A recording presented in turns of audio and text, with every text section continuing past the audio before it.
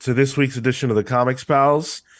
Thank you for joining us, whether you're live on Twitch, watching us all over the internet, listening to us on audio platforms. Thank you for joining.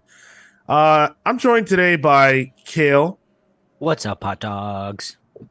I, of course, am Sean, and no Marco, but we've got Tyler, but we've also got Tyler. We're joined by guest, not the guy you guys are used to, the Joe Schmo you guys know. We have someone who's actually relevant. All right, I dare say it. I dare say it. Sean, you know I control the stream, right? That is true. We have the co-founder and co-publisher and friend of the show, Tyler Chintanner of A Wave Blue World. Thank you so much for joining us. Hey, thanks for having me. Great to be back. Yes. It's been a couple of years. Mm-hmm. With the last time we got to chat, at least for the show, was right in the thick of the pandemic. That was June 2020. So yeah, long time ago. That feels like you say June, I say June 2020. I think that's like 4 years ago, just in terms of like how things have gone. Yeah, that's when I had a beard. It didn't work out. It was a dark time. That's when you tried. Yeah, that's fair. So say hello if you're in the chat watching live. Hello, Catherine. Catherine Silv. See you guys. Thank you guys for tuning in. Say hello as you're we're gonna talk to Tyler about A Wave Blue World. Tyler is also a talented writer of Mezzo, which is really, really great. You guys have out Battle at Caban Rock. So I want to talk about that too. But before we get into that, I do want to let you guys know where you can internet. Of course, we are the Comics Pals. You can get us at the Comics Pals on all social media platforms. If you want to support the show, you can do so by heading on over to patreon.com/the Comics Pals, where for as little as $3 a month, you can support your boys and you get access to some really cool content. We've got a newsletter that goes out every single week. We've got an exclusive show called Palling Around, where this week we talked about music. That was a fun conversation about our love of music and our origins with that. Yeah. A little antagonistic towards the end, too. A little antagonistic. Yeah. We talked about that on Pals Polls. I don't know what happened. At Mr. Marco Animoto to ask him why he hates me. But also, you can get your name, your superhero or supervillain nickname shouted out on the show. That's a little thing we like to do here every single week. So without further ado, allow me to say thank you to these fine folks. Thunderstruck Rebecca Alejandro, The Night Stalker, Harris Najinski, Brian Demolisher Del Pozo, Random Rocio, Kefis the Incorruptible, The Great Destroyer, Hyper Viper 89, Momentum Mike Elliott, Starcrossed Catherine Stars, The Ultimate Fighter Snake of Talons. Thank you all so much for your support. We appreciate you guys. And I do want to shout out Twitch, of course, twitch.tv/the Comics Pals, where you can watch this show live every single Saturday at 10:15 a.m. Pals Pulse on Thursdays at 6 p.m. Eastern. Whew. Last one. Next week we will be having Al Ewing on the show as a guest. So yeah, right. We're pretty excited. Send us in your questions if you want to. If you've got any questions for one of the men behind Immortal Hulk, Defenders, Ant-Man, and all the amazing things that Al's working on. Enough shilling. Let's talk about A Wave Blue World. Let's talk with our guest this week. So Tyler, we saw you at New York Comic Con this year. It was great to run into you. The last time we spoke, as I mentioned, cons were gone. Yeah. And we were talking about, what's the future of the industry. We were talking about, there's a lot of, unfortunately, not too many like great comic stuff to discuss just because of where things were. But I love the bigger conversations about the industry too. So when you go back to New York Comic Con this year, it felt to me, and I want to get your take, it felt like, hey, we're back. It felt like not all the way business as usual, but in a lot of ways business as usual. What was your experience this year at New York Comic Con like? Yeah, yeah, it definitely was just jumping right back into everything that Yeah. we were doing. Other than just the mask supposedly mandate, it wasn't really mandated too strictly, but those of us who wanted to wear them were wearing them. But other than that, I mean, the floors were the same; they were filled. Yeah. The exhibitors were there, the creators were there, fans were there. Same space, nothing, was came back. I don't know, at any lesser degree or was totally crippled, other than just the safety and watching out. And there's always been concred. Which again, why I think like masks, even COVID aside, like masks actually can help that, and hand sanitizer, things like that. So Yeah. having that be part of the regular con, I think will bring down like everybody's level of exposure, should they choose to use that stuff, which I certainly did. I didn't get a booth this year at New York Comic Con just because I didn't want to commit. It's one of the more expensive shows. My costs are pretty low from being in New York, so like I don't have to get a hotel or travel, but it's a big expense to get the booth and just to commit the 4 days of working there from first, the show hours are quite long. So that was one of the things about just going as an attendee was, not only do I not have to set up or tear down, but like I could just go as I pleased, which was nice. So I experienced it that way, which is nice. My first convention was Heroes Con in June, and I'm doing Baltimore Comic Con at the end of the month. Those actually like at booths and set up and stuff. So I'm getting back into it. It's going to be to a lesser degree. And then, of course, I'll have the protocols like the masks and the hand sanitizer and things like that to hopefully keep me safe and healthy, as well as my family when I come back home. Yeah, yeah, absolutely. And like you said, like it's kind of nice being able to go to Comic-Con and leave there and not have to spend the next week or two fighting through some unknown cold that has passed through the bodies of several people throughout the weekend and was a perfect cocktail to annihilate me, Yeah. Mm-hmm. So from a publishing standpoint, Yeah. is there like a difference for you in terms of sort of fraternizing and making appearances, making the rounds, getting to talk to creators? I know that Comic-Con is often a place where deals get made, Yeah. deals get made. You see someone you haven't seen in a while, say, hey, want to work on something together? And things like that kind of happen. The return to physical conventions, Yeah. was there a difference even in that, like compared to the pandemic days? Yeah. I find it conventions work better indirects for indirect connections and setting things up, right? So I think rarely do you ever like instantaneously meet somebody and then agree to start working on it, or does the full deal itself actually happen on the show floor? But getting to see people, like might meet somebody for the first time and then eventually get to know them and work with them, or you might see somebody you haven't seen in a while and sort of like remember, kind of like us. Like I ran into you, I think it was Yeah. Ron V's table, and we're like, yeah, like of course, like I remember you, and then we set this up and kind of like things. So yeah, and just getting to see people. I mean, there is value to being able to see a person in real life. I mean, Zooms and things are great, step up from email, but then just actually like physically seeing the person and being, in the same room together is great, just sort of for solidifying relationships and just it's nice to have that every once in a while. Yeah. Even just on the level of like seeing your friends, Yeah. like, oh boy, it's such a relief is to be able to go back and, we've made friends, like, like you said, like we ran into each other. We've actually never even met in person.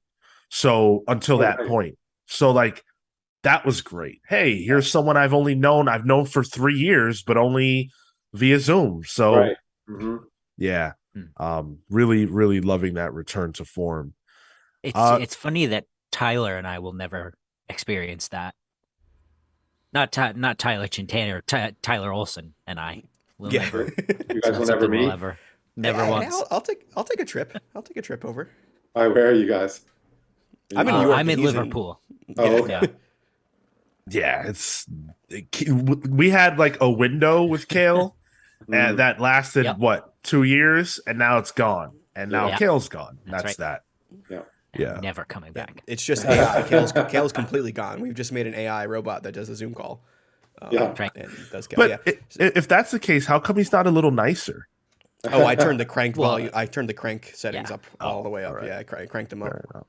That's Yeah, It's- I guess it wouldn't be Kale if we made him nicer. Right. Enough about us. Let's talk about a Wave Blue World, because one of the things that was so cool when we last spoke was that, you kind of said, hey, as a publisher, we sort of already operate with such a long tail yeah. that even though this pandemic is not great on any level, for your purposes, like the way you operate your business model, Yeah. it wasn't, I'm sure it hurts, but I would imagine that you guys were affected in a different way than many other publishers. So Yeah. can you talk about, since then, Yeah. how have things been for you guys inside of things? What's your reaction been to the last, couple of years of the way things have been in the industry? Yeah, when the pandemic started, it almost had just supported the things that we had already been doing, already been moving to just virtual offices. I work out of the house. Everybody, the staff that we have all just work from, wherever. We're all remote. So now, we were doing things like Google Chat and things like that, but then Zoom really blew up. Things like Slack, we're all on there. We'll have our Zoom meetings. That's already been the case. And is being virtual. So that's sort of just stayed the same through the pandemic. And then, what else? I mean, I guess just trying to do more virtual events. I think even before the pandemic, we're like, I don't want to do conventions like every month or every other week. It'd be great to be able to do more virtual events. So those started popping up, and I'm just like, yeah, I really like that. So as much as it's nice to get back to a couple of conventions here or there, doing more virtual things, doing more streams, more live videos, doing the Whatnot app, just reaching people, because I mean, even conventions, it's hard for people if you're trying to reach an audience essentially all over the world. I mean, there are some spots more than others, but at the very least, all over the country. And I'm not going to be able to hit conventions in every sector. That's easy enough to travel to. So, yeah, it just really helps reach an audience, that can be wherever, just through the screen. So, yeah, just. That's been the good thing, that just sort of strengthened those resources that we were already hoping for and moving to. The negatives have really just been like the bottleneck of the distribution of the supply chain, the increase of the paper costs have made it very difficult. It seems like there's almost this sort of like kicking the can to the next person of increased costs, and you have to play this game of almost like hot potato, of like who's going to be the one stuck, with the bill. If I've got printers being like, well, we have to charge you more because our costs are more, and then like a lot of the like creators or staff that are, well, my cost of living is going up, so I need to be paid more for my thing. And I'm not complaining about any of this. It's like, okay, well, then I mean, all my costs are going up. Can I charge more? Because then the readers will be like, well, we don't want to pay more. We're going to buy less. And I'm just like, where's the shuffling going on, that like, where's this extra money coming from? And that's been the tough part about figuring out where exactly are we going to land? We'll land on this, and what solutions can we come up with? Because comic books just such a difficult business. The margins are just so low. Between printing costs and what you get from your distribution, that you can see why there's a lot of people that try to supplement that, whether it's original art sales or exclusive covers. Like, you can get sick of like the exclusive covers. I understood that. I've been through it with the 90s and now, but honestly, one of the most cost-effective things you can do is if you're doing a print run, throw a couple extra bucks for a variant cover or a foil something, and just try to like see if you can get somebody to pay $10 for a comic book instead of, and buy it directly from me. Because if I can send a one comic book for $10, that beats the hell out of getting $1.20 from Diamond when my print cost was probably like 95 cents, kind of like thing. Yeah, so any like specials, merchandise, things like that have really been sort of the way that the only way I can figure out is how a creator or small business, like they always say, like it's the band, it's the t-shirt sales, not the tickets, because that's cut down so much by the time they get it, or even albums or things like that. That, yeah, you try to use the comic book to like build the audience and the readers, and then hope your fans will come through with the extra purchases. So I don't know if I just went off on a tangent or whatever, but just from an industry business, I can talk about this stuff all day because I do it. That's one of the things I've been decided to go the independent publishing route. So I know it from through and through, from the very first step of pencil to paper to sales and everything. So yeah, I mean, happy to talk about as much of that as you want. Yeah, go ahead. Yeah, I was thinking. So one of the things I've seen you leverage too, like I remember the first time I noticed it was when Deadbeats Volume 1 was first on Kickstarter. But you've used Kickstarter in a way. Yeah. Does that ability to kind of key in the people who are backing the project with the production of it add a whole new layer to it? Because like if it's Big Two or even Image, like you don't know the production of it, you just know it's in solicitations and I'm going to get it eventually. Yeah. But when it's crowdfunded, being a little more transparent with the whole process. What is that like, really? Like, because I got to imagine it's a customer service, from a customer service standpoint, it must be pretty interesting. Yeah. Oh, I think the strength of Kickstarter is actually building a direct relationship with your readers, with your audience. There's no firewall between them because, I mean, I can tell you, Diamond doesn't give you any information about who's buying your book. They don't want you. We want you to have it. They don't want you to have the store's numbers. They don't want you to have the store's order numbers. They don't want to know, they don't pass that on because Wow, makes them less useful, right? That information is for them. And this isn't to shit on them or anything like sure, that. yeah.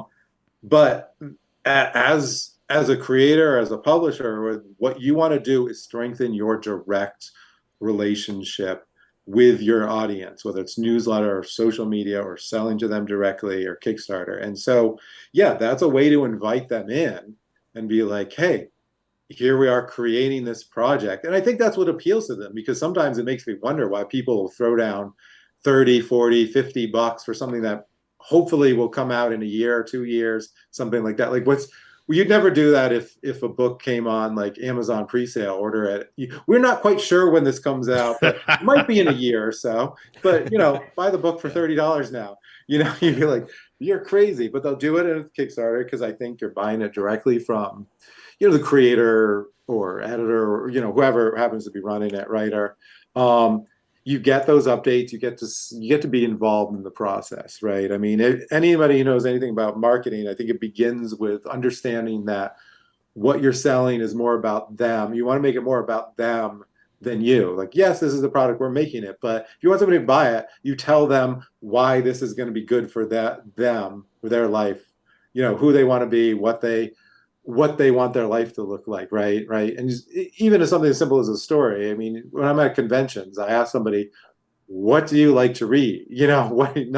This is a fantastic book. Anybody would love it. No, what do you love graphic novels? What genre? Whatever. You find out about them and you sell them, based on them. I mean, it's not like a trick or anything. It's just, I want to get to know you. So the more you can know about your audience, what they want, involve them in the process, more they're gonna support you time again, buy those extras, buy the next book, whatever. That's what you want to build, that's what you want to accumulate.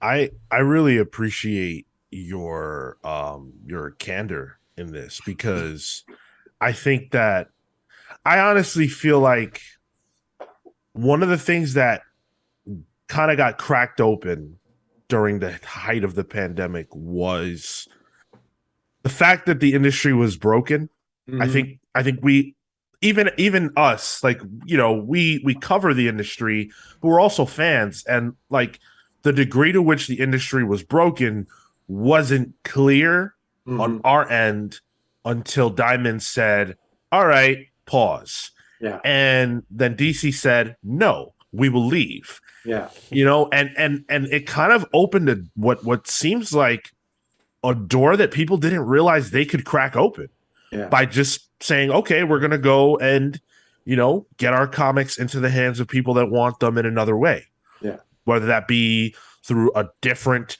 distribution or, just going digital, whatever. They're saying we're going to cut around the middleman. Yeah. And I think that has created a very different industry. Like you saying, for example, that, maybe they don't want uh creators or publishers to have access to comic book stores directly. I was blown away by that because in my mind, wouldn't you want Tyler Chintanner to go to a store and say, "Hey guys, this is the Away Blue World package. This is what we do. These are Yeah. the kinds of books we put out. Hopefully you want to stock these." And doesn't that strengthen the relationship? That seems better to me. Well, they do want you to do that. They do want you to do the outreach, the newsletters, the reaching out to them and telling about their comics. But when they then go to order it through the catalog, Diamond wants to sort of control that information. They don't want because they don't want you going back and being like, oh, you order this many or this kind of like thing. Even when you do a promotion, you're like, oh, I want to give these freebies out or something like that. They're not going to tell you where they go or what stores because again, that's just they need to be needed, Right. and if they don't, I don't know how much you can justify it by saying that, like, yeah, they could be potentially like losing control if they give you that information, but yeah, they see a lot of that. So I'm not really breaking it down saying they should do this or they shouldn't, but it is a bit frustrating when you're like, it would be really helpful for me to know which stores exactly are ordering because I can just be like, you know, send out all this information to every single store just sort of blindly or whatever. I can go in and build a certain relationship. But if I don't know if I'm contacting a store that never has and never will order a Wave of the World project because they don't do that, you'd save me so much time. Whereas if there's a store I've never heard of, there could be a store in Oklahoma that I've never heard of that constantly orders my book month after month. I don't even know their phone number or how to reach them to say thank you or to support that. And they could be doing it. I wouldn't even know unless I ran into them or they reached out to me. So yeah, just things like that are frustrating. That seems like one of the benefits of Kickstarter too, because you can have those Yeah. retailer bundles where you Yeah. can Yeah, directly see. true. I have gotten to know some Yeah. stores exactly that. Like I didn't even know you liked our books, and now I know the store backs our Kickstarter, and I can actually send them to Diamond now, right? Because not all my books come through Kickstarter, so it's like if they bought Mhm. a retailer bundle, well, then when I have my next book coming out through Diamond and solicited, I send them an email and be like, hey, this is in Diamond. Here's some preview pages and the solicitation information. So, I mean, I'm using it to help all parties. Like I'm not saying there shouldn't be distribution or we don't want these middlemen when they serve a purpose. It's just, making sure that you're taking care of your end as well and getting as much of that information. So that should they shut down or whatever, like you're not going to be like totally lost. Like I can't do anything because I don't have any of that information. Yeah. Was Right. that Like sorry, Sean, I'm just there's curious. Like, there's a store here in New York that I feel like Anyone Comics. I don't know if you've if Yeah. you, Mhm. yeah. Yeah. That's like I went there. That's a that's a perfect store for you guys. Yeah. Mm-hmm. And it's like, who knows if there's plenty of stores across the entire country Yeah. that are like that would say, hey, we would welcome this kind of book. So I definitely think that kind of transparency would help more than it would hurt. Mm-hmm. Yeah, totally. Yeah.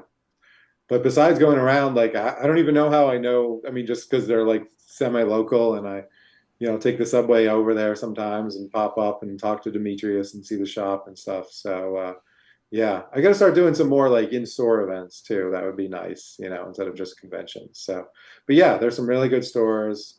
Gonna try to find ones that I can like travel to, get around a little bit more, and yeah, do some more of that.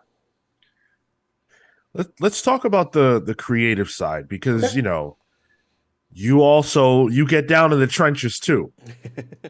Yeah, Um, yeah. I mean, that's been something that I've been trying to figure out the balance with life is it's they're such different mindsets and they both take up so much time that like it's hard because I even love to draw, because I went to art school, I got into this through the Kubrick school. Um, Hmm. and I mean, I've pretty much given, that up as being like a main part of my focus, but I do want to really keep writing, get back into that. It can be hard sometimes when you've got some important emails, at 8:30, I just got my coffee and there's all these important emails, and then it takes me through the day and I'm like, oh, when did I ever write? And you can't just sort of like, oh, I've got this 20-minute window, I'll pound out a script or whatever. It's like right. you have to get in the mode a little bit. So that's been tough. I've been trying to figure out how to like really do some writing and maybe a little drawing here and there. So, Mezzo out, Yeah, yeah. Mezzo 2, Yep. Battle at Koban Rock. Yeah. So, Mezzo 1 Yeah. was really awesome. Thank you. Yeah. Uh, I really had a blast reading it. I think that was the time before last we had you on. How Yeah. does this one expand? Because this is, correct me if I'm wrong, on the way. This is impending. Volume two? Yeah. Yeah, the Uh, issue. So I actually went back to running issues, which is a little bit funny. So because for volume one, I did the number one premiere edition. We printed a number one copy 2 months before the book came out, and then just went straight to trade from that. Which I got mixed responses. Like definitely like made sense, and even when I went to volume two, so I launched volume two this past May and ran the 5 issues through September. And the book comes out on November 2nd, so it's about to come out. The full trade paperback. And I definitely had the diminishing sales, as I always say, and then of people course. were being like, "Oh, I couldn't find number three or this and that," which is the problem. But it was also fun to do the individual issues, and people do like reading it serialized. So that was fun. So we just did run the 5 single issues, and the book comes out in a couple of weeks. Actually, on Monday, they're arriving from the printer. So I'm super excited about that. I knew when I launched Mezzo, like this wasn't one of those things where I was like, I'm definitely going to do a first volume and we'll see from there. I was like, no, this is a big story. I do create story arcs for each volume, but the larger story, and it's centered around the coming of a solar eclipse. And the premise of it was 12 years ago, the previous solar eclipse had caused a volcanic eruption and earthquake, which just sent the dynamics, complete chaos and dynamics, and you had, groups running into each other. So at the start of volume one, we see the results of that previous eclipse while the next one is about to show up, right? And that's going to take us. This eclipse is going to take us through what I think is going to be 5 volumes, if not 6. I'll see when I get to the last one if I can cram it in to one volume. Might be a bit too much for that. So that's sort of like the overarching thing. And then with each one, we sort of have a different story arc of what gets us there. And in the first volume, so the Zalakul, which is the empire that rose through sort of the um what do you call it when like an event, like a terrorist attack creates a change in thing. I forgot what they call that. Not a false Catalyst. flag, because that's what's that? A catalyst. Yeah, okay, sure. Yeah, like a catalyst of because of that, this sort of religious order rose, and the empire, and kind of like we need to like build this empire to like protect ourselves, and we are the chosen one. So it calls on to both sort of like political power grabs and religious ones as fundamentalism to build this empire. And the Zalakul begin their conquest over the land and over the tribes, and that's volume one. So at the end of that, we have one tribe completely, fractured, and they meet up with their other ones, their previous rivals. And we learn about like the family dynamics as Kima the main character, we find out her mother is actually runs the other tribe, the Khankin, and what happens there. And so Battle of Coban Rock is sort of those tribes making their final stand against the coming Zalakul invasion and conquest. And that's what volume 2 is. And so it was great because I think volume 1 I started right into the thick of things with a battle with the invasion, and then volume 2 is this large battle, this sort of war at this one point. So it's a lot of action. I want to keep things going, but also there's an underlining story that develops throughout this. But I like to take the moments between the battles. Like this whole thing is like this fight, and these alliances, and then we learn the story sort of along the way, both with flashbacks, but with character dynamics during these battles. So, yeah, that's what volume 2 is. I'm really excited for it to come out in the book form. It was fun to have the issues out just because I think it really does. For anybody who loved the first volume, I can only imagine they'll love the second volume even more, because it just ramps up everything that volume 1 built into just this really intense, battle, meeting between characters, worlds colliding, and yeah, it's just going to get even crazier from here. So we're already in volume 3. I tease volume 3 at the end of this second volume that's about to come out. So I'm excited just to keep it rolling. Well, first of all, you want to do six volumes? If I can't squeeze the last one into volume 5, yeah, it's probably going to end up being more like 6. So as busy a man as you are, yeah, as long as we waited, you might be in that nursing home, like, oh, I gotta finish this last page. We're gonna get it out. It's gonna happen. No, I'm gonna keep it up. I don't know if it'll be yearly. I mean, that's what I've been trying to do, 1 volume per year, which isn't too bad because that's 5 issues per year. But we're gonna keep this. We're gonna keep this rolling, just because, like I said, it's all building towards this one sort of finale as the solar eclipse arrives. So yeah, but it's a lot. But I mean, actually, yeah, I mean, usually publishers and writers are a little more fractured, and so a writer needs to write like 3 or 4 books a month, and I'm only talking about doing 5 issues a year, and publishers usually pump out 4 or 5 books a month, and so I'm only doing like 1 or 2 at the most per month. So in that sense, it's less. But yes, the fact that I'm on all sides of it is keeping me very busy for sure. I can imagine. Yeah. I also, the concept of a solar eclipse that's causing that will inevitably cause, the characters believe at least, all this cataclysm. Yeah. Where, as you were breaking that down, my mind thought just immediately about the upheaval of the pandemic and how and I don't know that you intended that, but like how timely of a concept that is, something hanging over a people that's causing them great dread, and I would imagine to act out of character and things like that. That's all fascinating and feels so now. And it presents such an opportunity to say interesting things about human beings. Yeah, I mean, it's a very universal concept. So Right. I started working on this well before the pandemic, because even the first volume, the book, came out just before the pandemic started. I think it was January 2020 that it came out. So it really was a little bit. Luckily, I squeezed it out before and March started, but then, like, rather than being able to tour around with it or anything, we're a little quiet. So that's another reason why I was excited for volume 2 to come out this summer.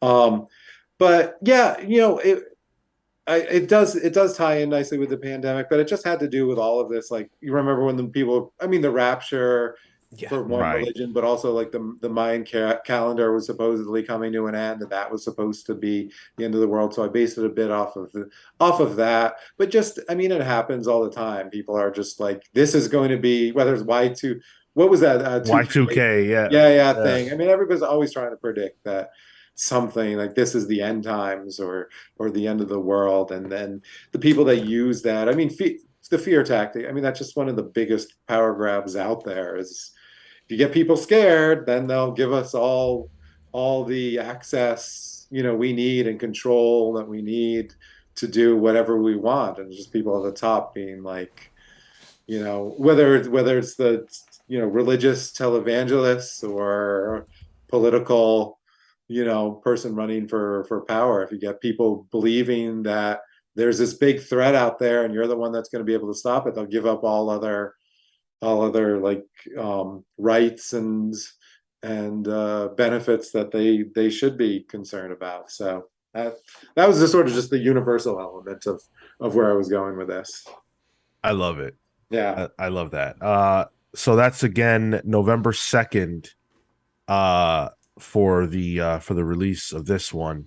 And I'll actually be debuting it at Baltimore Comic Con the 28th. So cool. it'll be out just the weekend before. For anybody going to Baltimore Comic Con, let's pick it up directly from me. Yeah. Awesome. Yeah, that's cool as hell. I always want to go to that con, actually. That's always been one of the ones. It's a fun con. I mean, that's why I love Heroes Con and Baltimore Con. I mean, I can drive to both of them. Heroes Con's like an 11-hour drive, but Baltimore is just like 3.5 from here. But they're very just comic booky. And I don't mean that as like a clique, like you have to be like, but it's not like the big media cartoons, blockbuster movie kind of things. I mean, it's creators, it's exhibitors. They've got an artist alley, they've got a guest section, and they got exhibitors selling, comics and some things like toys and prints and stuff like that. But it's just very, yeah. I mean, just whatever you like, just the comic book fandom. We'll say it's not necessarily the people with their Wednesday pull list exactly, but you're not there because you like some TV show or something and never read a comic. Yep. So on this book, you worked with on the art, Val Rodriguez. Yeah. I'm always curious about people like yourself who are, multi-talented. You talked about how you went to the Kubert School. Yeah. When you're working with an artist on a book, do you feel like I would imagine your art background plays into that, even as the writer, maybe you're thinking more cinematically or visually, I guess. How does your experience from that side of things play into your writing and collaborating with an artist to make this story come to life?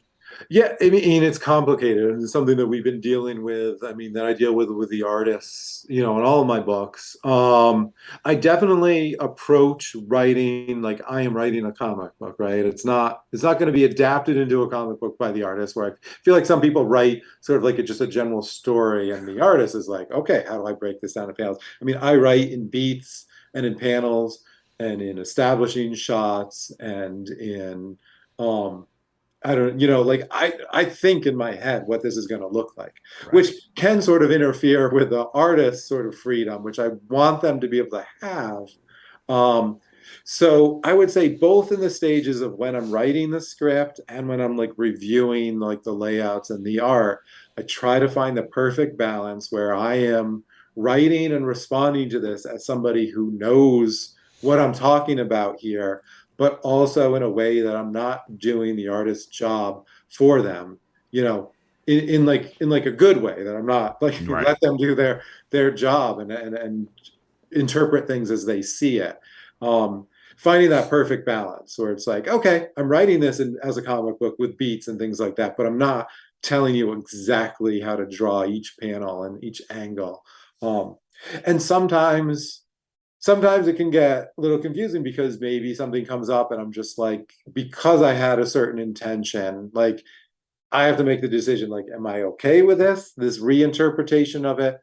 Or are they not quite getting what I was trying to convey here? And, as much as I want my artists to know everything about the story, maybe they don't know that I'm building towards another scene. You can only write so much because that'll overload. I mean, sometimes I'll write a panel description that's like half a page long because I need them to understand exactly what I'm doing here. And it's like, do you want the panel description that just says Joe hits Steve, or do you want to explain to them, well, he hits them because of this character motivation?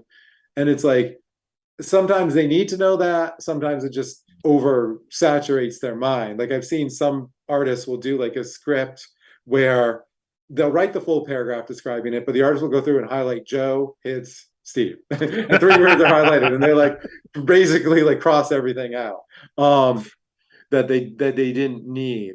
So yeah, that's the balance, because you want the artist to understand everything, but you also don't want to get in their way too much. And I think with Battle of Coban Rock, we really experimented on that, where there were pages where I really explained. I did like almost like an introduction to each page, being like, hey, these are these characters, these are why they're meeting, and it's important. And then there were pages where it's like, listen, you know who these characters are now? Have them fight for 5 pages. this is what, basically, essentially. They'll fight. I would say like a little thing. Like they'll fight, and this character will get in trouble, and this character will save them. But it was just a really short explanation for what happened for 5 pages. And Val got to just draw exactly how he wanted it to do it. And he did some like crazy, like, panels, and there were some 2-page splashes, and, he did some really interesting things. So that was fun to see that he had the freedom to do that. Yeah, that's really cool. And I feel like there's so much room when you're working on a comic for play, Yeah. and to have those big moments and to do really cool stuff and to let the artist just run wild. Mhm. And given that this is the second volume, Yeah. I can't wait to see how things loosen up, because obviously the first volume of just about anything is going to include a lot of like staging and things like that. And now that we've done that stuff, now that you guys have done that stuff, I can't wait to see it, cut loose. Yeah.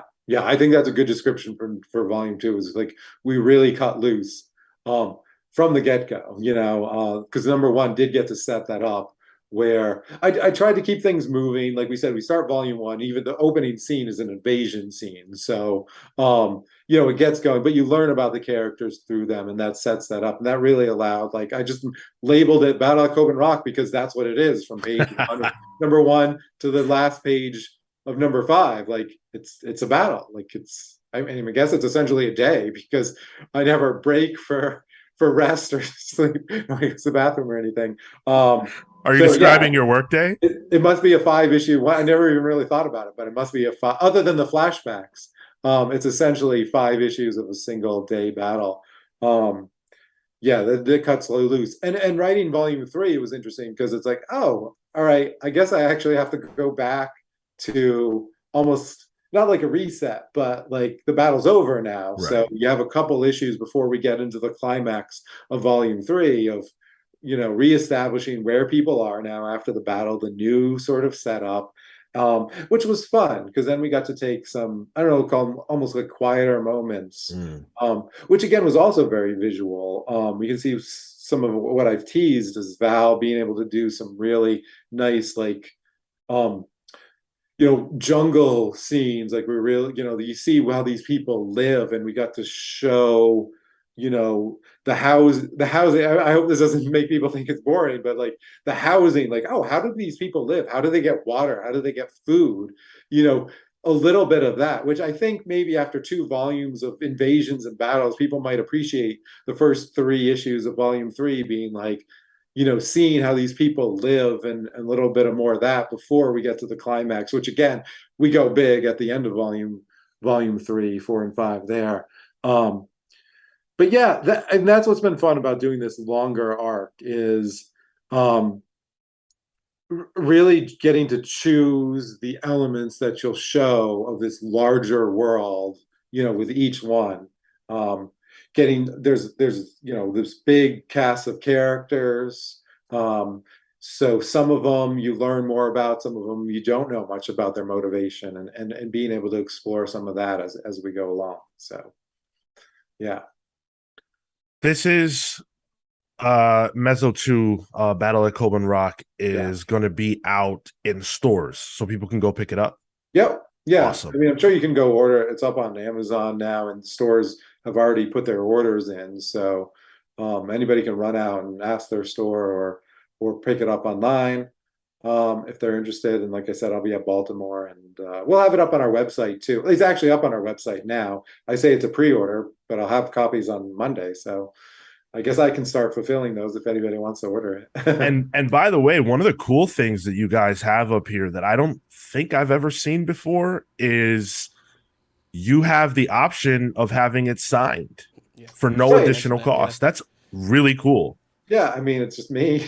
I'm the one sending it out too. So I'm gonna write you a little post-it note and pack it up, pack it securely, and put the label on it and send it to you. So I mean, I don't know, like how much my signature has a value, so I'm not gonna charge people for it. I'd be like, add $5 for my signature. I'm just like, well, might as well just sign it if you want it. Somebody, there's the option to, like, I have that be the standard if it's a book that I wrote, but you can choose not to have it signed if you prefer, to have it clean or whatever. But yeah, absolutely, I do that. You order from awbw.com. Yeah, I'm gonna be one packing that up and sending it. So it probably, the signature takes less time than typing in your address. So Maybe that's the thing. Maybe you should start charging people to have a clean copy.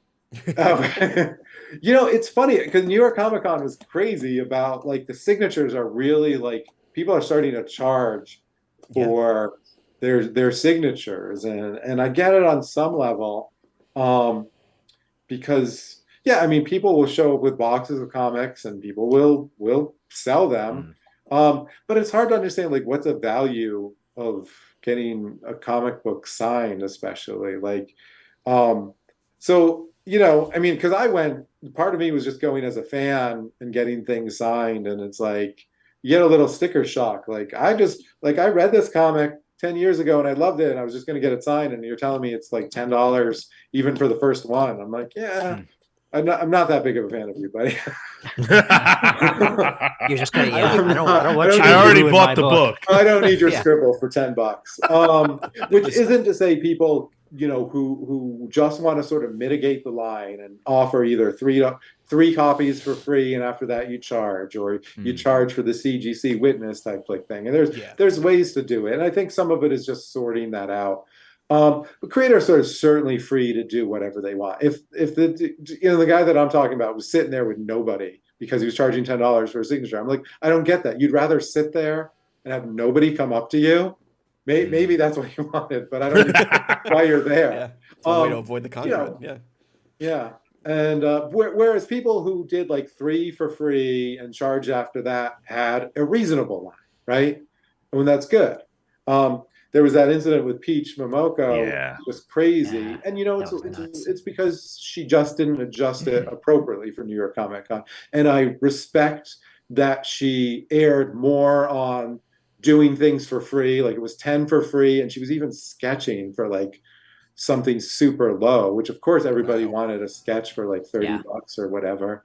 And that was just the problem. And some of it is just going to be learning where your audience is and what you should charge and what you're willing to do. If you're happy to sit there and sign for 2 straight hours or whatever, great. If you don't want to, you can lessen that a little bit. So it'll be curious to see where that goes in the future. But for somebody like me who's just selling my own comic book, I mean, a signature's like, I'm happy to do it. Like, please, you're buying my comic book. I feel like the signature's the least I can do. So yeah, I'll be doing that for free for whoever's buying my book. Because again, it's my book, right? You're buying it from me, so I appreciate it. It's not. I don't know, some people maybe who feel like they've just been doing work for hire and aren't getting any royalties, and somebody comes up with 100 copies of Spider-Man number whatever. Sure. Especially when it's the same thing, right? Like, if somebody buys like 10 copies of the same #1 variant cover, clearly that's not because they love their own personal copy or whatever, right? So, I get it. So I see both sides. Yeah, I imagine that's what Rob Liefeld's line is like. It's like, all right, gonna sign the 300th issue of First Appearance of Deadpool again. Right, exactly. Yeah. So, like I said, I'm not saying, like, there's such a vast difference of creators and how they're treated like a commodity, right? Like we can all be like, oh, isn't Rob Liefeld, Jim Lee, the luckiest person in the world? And they have all these fans. Yeah, most of those fans just see him as a value they can get on their book, right? I mean, so I get it. You're just being treated like, thank you for your signature. I'm gonna, I now have something that I can sell or something like that. So, I see it on both sides for sure. I think it's like I said, it's all about just figuring out your place in the industry, who's buying your book, and what you can do for that. Because nobody's buying my book unless they want to read it. I hope you're not buying it because you think it's going to be valuable or whatever. I mean, to a certain degree, like all my comics have like value or whatever. But like, yeah, I'm not. I don't even know how to put it. Like whatever Jim Lee's comic books for whoever people believe. Some of it is just people following a trend. Oh, Jim Lee's Right. comic book is valuable. I now believe it's valuable, and people just believe it. It's like the Emperor's New. People just believe it because that's what they see. So. So for the live chat, I threw in the AWBW link for Mezzo in the live chat, and I'll throw it in the YouTube description for the listeners after the fact. Oh, cool. Thanks for redirecting us to talk about it, because I just started talking about. No, that's fine. I just want to make sure that they know I threw that in there. Yeah. So. And by the way, if you want to ask a question of Tyler, chat, feel free. I have one last one. No, not you, Tyler. They don't ask you questions. They don't ask me questions. Yeah. No. So other Tyler, that's what I'll refer to him as. He brought up Kickstarter earlier, and I there's a topic about Kickstarter in comics that really sprung up over the last couple of years, which is that big time publishers in some instances, celebrities of note like Keanu Reeves, they have used Kickstarter to make their comics happen, and we have seen obviously a ton of support go to that stuff. And there were creators who were saying, hey, this is kind of our lifeline, especially right now during the pandemic. Do we really need, Keanu Reeves, who can make this? He doesn't even need to make this a comic. He could just make this a movie. Do we really need him sucking all the air out of the room? And as someone who has leveraged Kickstarter successfully over the years, I really was just curious your take on something like that. I mean, my take on it is, does it really suck the air out of the room? I mean, I don't know. Like, is there? I think it's the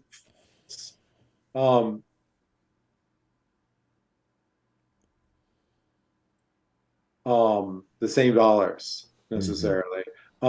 It's the same thing with comic. Go into any comic book store. It's just the walls are like busting open. Even the biggest store is just going to be filled with comic books and choices. Like, I don't even know how people decide. Look through a previews catalog. It's like this thick, right?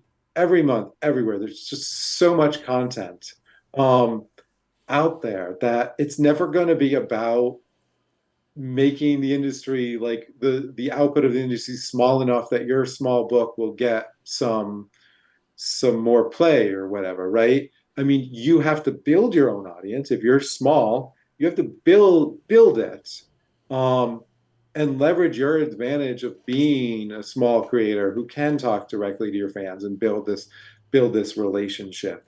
Because you're never going to limit. It's like people that are like want to get a job by thinking that if they shit talk somebody or get in their way or keep them from rising up, that you're going to get their spot or whatever. Somebody gets this job, this and that. It's like, no, you can't. Like, the only way we're going to get anywhere in this industry is to lift everything up, right? Like, we just want more people to be reading comics or know about it or whatever. Like, the person sitting next to you or the person in the like guest section, and we really are still all in this together, right?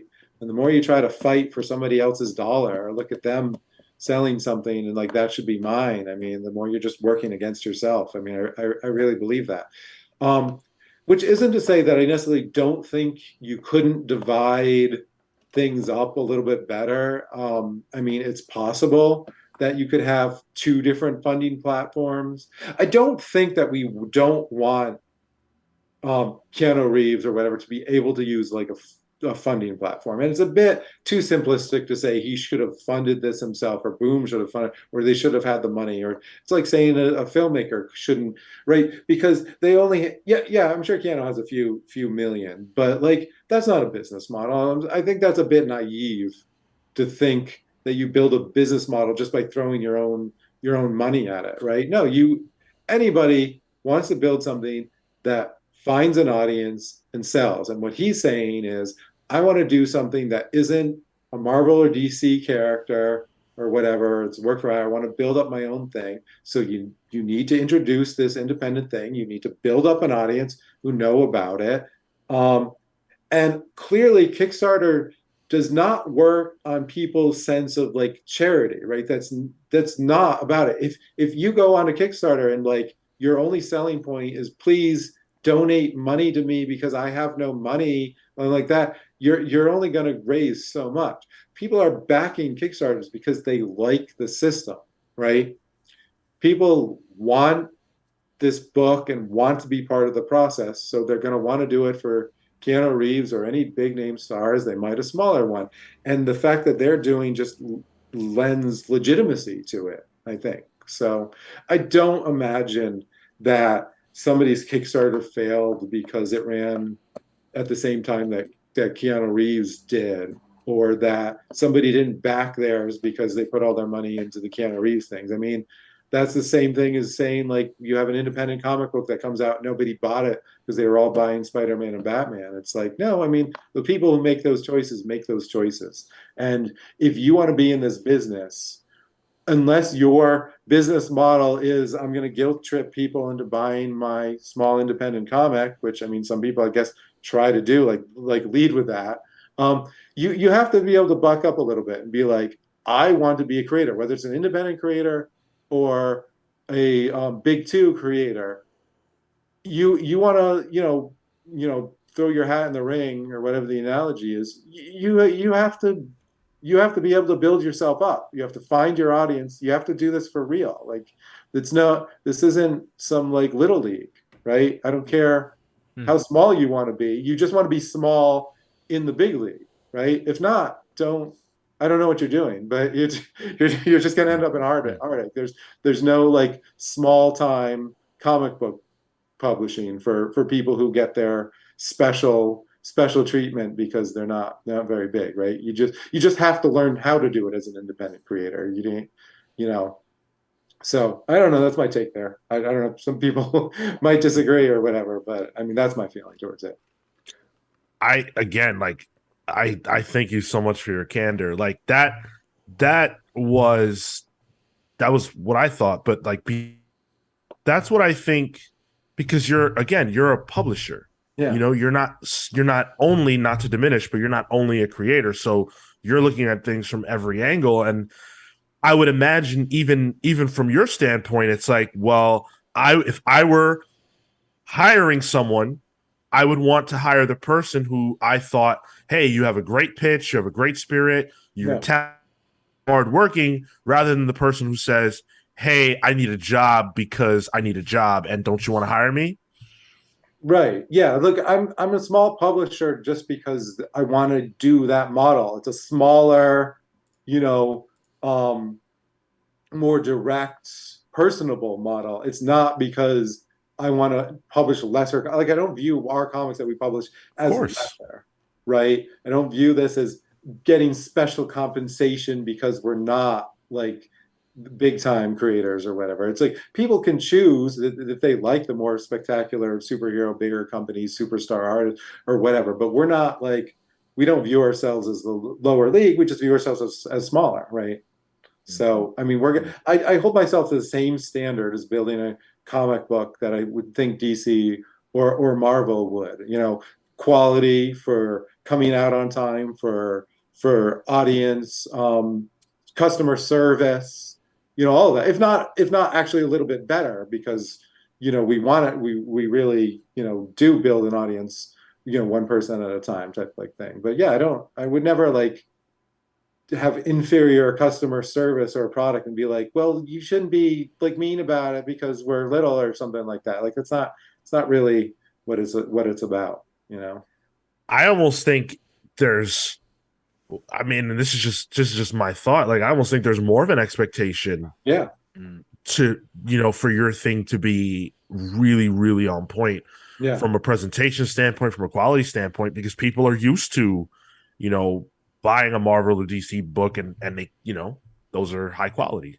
That's my take on it. I mean, yeah, Marvel DC can get away with printing on crappy paper. I mean, I pick up some of these comics. Not only are they filled with ads, they feel like it's going to fall apart in my hands. It's the thinnest paper. I'm surprised molecularly it can stay togetger. It feels they're like when I charging hold you it, $10 like, for that. And then charging you a lot of money for it. I'm like, well, my reaction to that is I'm going to keep printing on the good paper, and when somebody buys a comic book for me, they feel like they've got something that's not only the content of the story and the art is good value, but we printed paper, worthy of their money and of the work the artist put into it. So yeah. When I hold those DC floppies, it feels like that video of a raccoon with cotton candy trying to wash it in the water. Yeah. Like I feel like it's just gonna just turn into dust really when I hold it. Yeah. Except for Black Series, that one's okay. But I love DC books, but I completely agree. I just can't stand the so paper. Yeah. The paper stock is rough. Yeah, Tyler, thank you so much for joining us. I had a blast. I love the way you talk about this industry and how honest you've been. It's a breath of fresh air. I really appreciate it. Yeah, I mean, transparency, I guess it's just sort of my natural inclination because I don't even think about it. But creators that work with me, they love the transparency. I think that's just so key. I mean, not only trustworthiness, I just really want to build my brand on trustworthiness and transparency. Like, I'm not here to pull the wool over anybody's eyes, from creators to readers. I don't see any negatives to just letting the creator, like I let creators know exactly what we're doing with their book, when it's coming out. They sometimes have more direct contact with my production and marketing people than I do. Like I get, like, make sure you see, but the two of them are just chatting about interviews and when the book's coming out and design and stuff. And I think that's just like the way forward. Like, let's break down the interior walls. It's not a competition. It's not a secret. Let's let people know how it's all made as best as we can. I mean, you want to sort of protect yourself that you're not like too exposed to like everything that you're doing, but in terms of just this is what's happening. This is what we're doing. I don't see why not. Yeah, absolutely. And again, guys, Mezzo 2 Battle at Koban Rock is out November 2nd, collected in trade. So you guys can get that at awbw.com, or you can go to your local comic shop and get it, or you can see Tyler at Baltimore Comic Con and get it there. Next weekend. Yes, next weekend. Is there anything you want to leave the people with? Your socials, anything like that? Yeah, well, A Wave Blue World or AWBW.com. Those are the two ways that I shorten it. But most of the socials is at A Wave Blue World, or my socials are Tyler Chintanner, Facebook and Twitter, things like that. We're doing a Whatnot stream if you guys are onto that. I do that personally. It's a great way to get to know readers. You get to buy things directly from me. I'll talk about it and sign it and send it off to you. So yeah, I'm out there. It's like, shouldn't be that hard to find us or our books, just the way you normally would. So yeah, I'm around. I hope you'll check out our books and read some of our things. And we're going to be at this for a while, so you'll be seeing me. I can guarantee that. And it'll be soon. We're coming up on 20 years of A Wave Blue World. In 25. 25. 2000. I started it. I was still in art school. That was my second year of art school. I was just like, I'm just going to go and start this up. So it's why, it's sort of like a slow start, because if I found a company when you're still in art school, then you do like one series for the first few years. But I mean, that's what I'm doing. So yeah, we've been around. Almost 25 years. I'm gonna go for 50, I'm sure. I don't know. We'll see. I don't see any reason why I wouldn't do anything like this. World changes and we adapt with it. That's one of the great things about being small is just adapt Mm. to whatever. Who knows what'll be going on in another 25 years, but we'll be figuring out how best to get comics and stories to people, whether it's directly into their skull or not. I don't know. That'd be Well, great. Just push a button. You just oh, I see it. VR comics, yeah. I don't know. Yeah. that is the ultimate evolution. Yeah. I would love that. Just download it right into my brain. You don't have to worry about Um, crappy paper stock at that point. Yeah, exactly. Right. We'll never have to worry about it. Just No crappy printing. brains, yeah. Leave the trees alone. Yeah, exactly. Well, hopefully in 25 years, we can come back and talk about the 50th anniversary. Thank you so much, Yeah. Tyler, for joining us. Live viewers, we're going to take a quick break, say goodbye to Tyler real quick, and we'll come back and do the rest of the show. We're going to be talking about the power struggle at DC. So we'll be back with that in a moment. Hey guys, welcome back to the show. Thank you so much if you hung around on Twitch or anywhere for that matter. We had a great conversation with Tyler. You're welcome. Sorry, Tyler, for giving you some grief. It's my life. Well, It's my life. I like Growing up, that was- we still made the guest other Tyler. Like that doesn't the guest should be main No, Tyler, right? No, he was saying- this Tyler was other I Tyler. was the other Tyler. Oh, I didn't get that. Maybe Yeah, we should I call got it. Tyler back and make sure he knows our Tyler was other Tyler. I understood. The thing is, I grew up with like a close friend named Tyler, and she would always be Tyler, and I would just be like other Tyler or Tyler O because it's my last initial. So it's it's just an inferiority complex I have that Sean fed into, and it'll make me like really feel it throughout the rest of the day and the weekend and the rest of the week. So thanks. Oh Sean. no! Real horny, right? What? Whoa. What? Yeah, your That- inferiority complex. That's what No, you're no. into, right? No. Degradation, not my thing. Not my Oh, kink of choice. interesting. Yeah. Well, we've learned about That the woke comics Sean up. industry from the perspective of a publisher, and we've also learned about Tyler's kinks. So, You learned typical about episode of the ones I Comics don't Pals. have. I don't have. Well, let's step a foot into the next. Into the next topic. Right, exactly. Damn it. So we promised we'd be talking about the DC universe and what's going on over there, and boy, oh boy, DC's in a weird state. So let me. Oh my God, I can't believe I forgot, Tyler. I want to do listener comments. Oh, that's fine. I don't have the slide for it right now, but we can just go right into That's it. fine. Yeah. We'll do listener comments real quick. Do you want me to read them? Yeah. If you can just get Yeah. it started, I don't have it up right now. No that's worries. all. So these comments come from episode 312. Aaron Ruiz will start with. He said, as someone who's not really following the MCU projects consistently in the topic of burnout and mediocrity, I always lean to the problem being mediocrity, since if the quality of a project is always good, then the talk about MCU doing too much content would be lower and people's time wouldn't feel wasted. I also think that the overarching theming or topic for these three phases so far is blurry.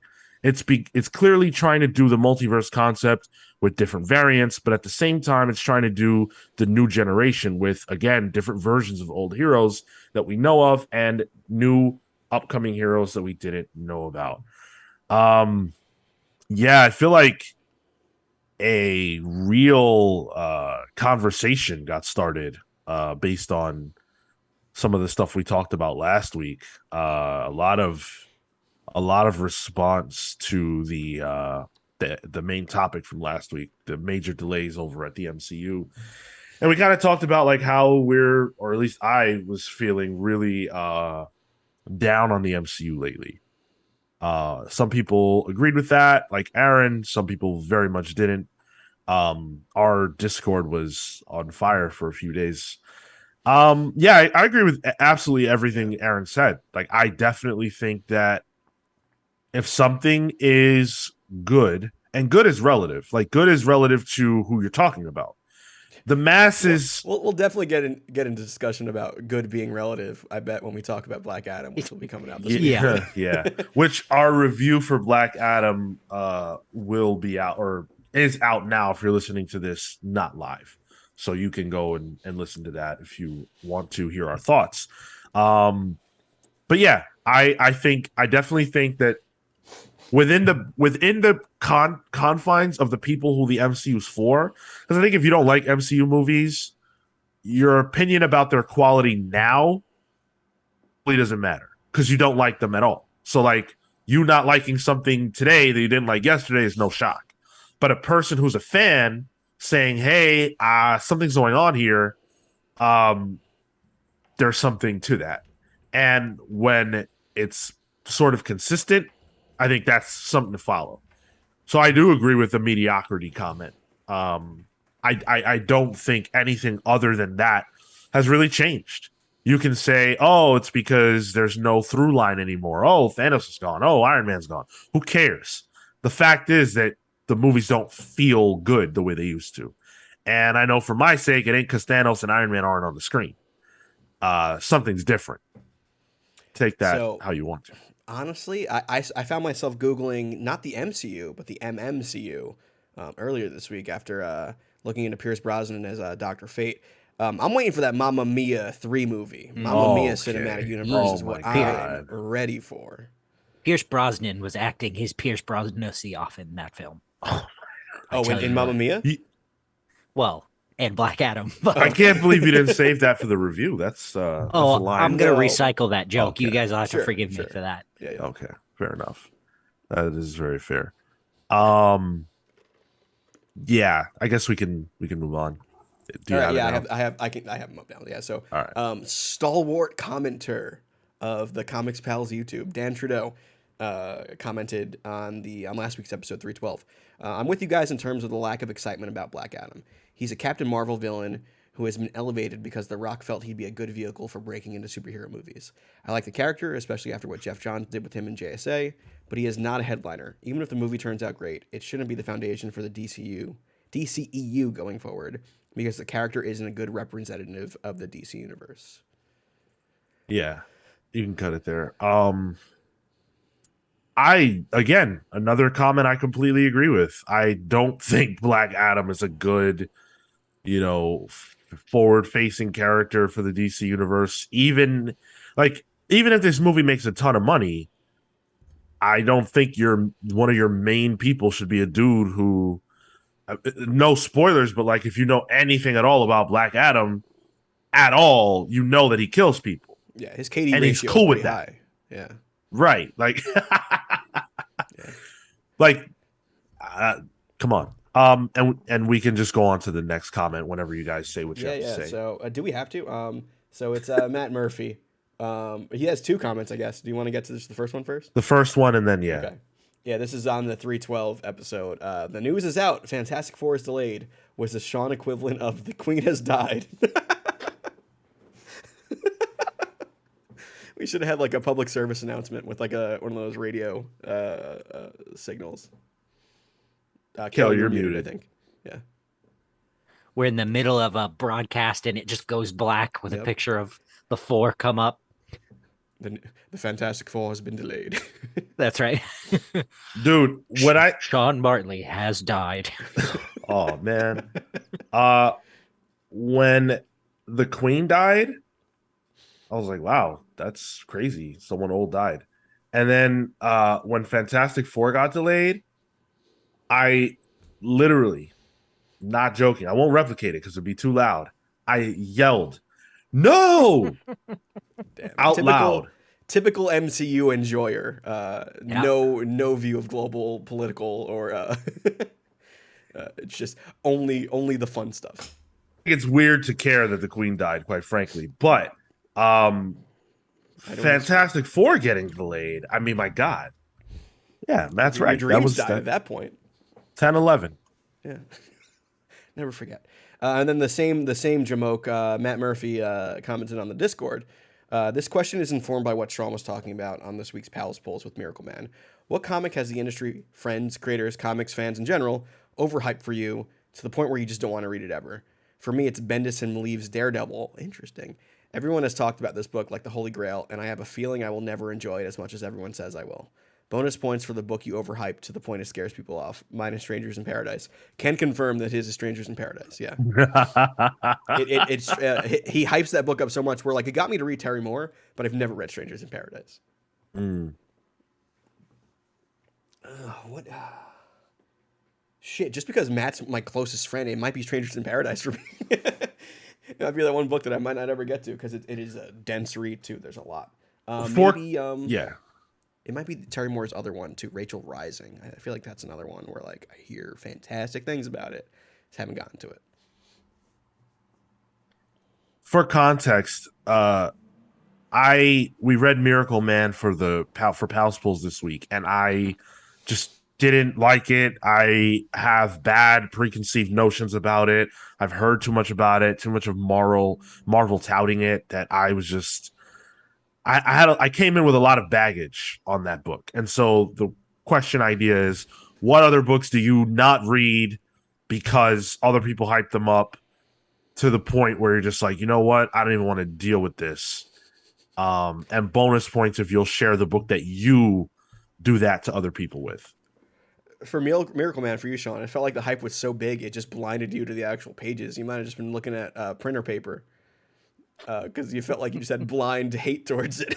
I wouldn't say I stand by the critique in the sense that I just didn't think it was that good.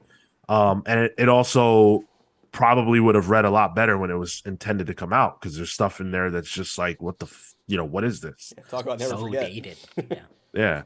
But I don't know if I guess my book that I don't want to touch is Miracle Man, and it's strictly because of Marvel. It's only because of Marvel. They have been talking way too much about this book for way too long to not put out anything new, like actually new, in the intervening time. I don't get it. The book that I hype people up with, I don't really do that. I don't think. I don't badger people about what I think they should read.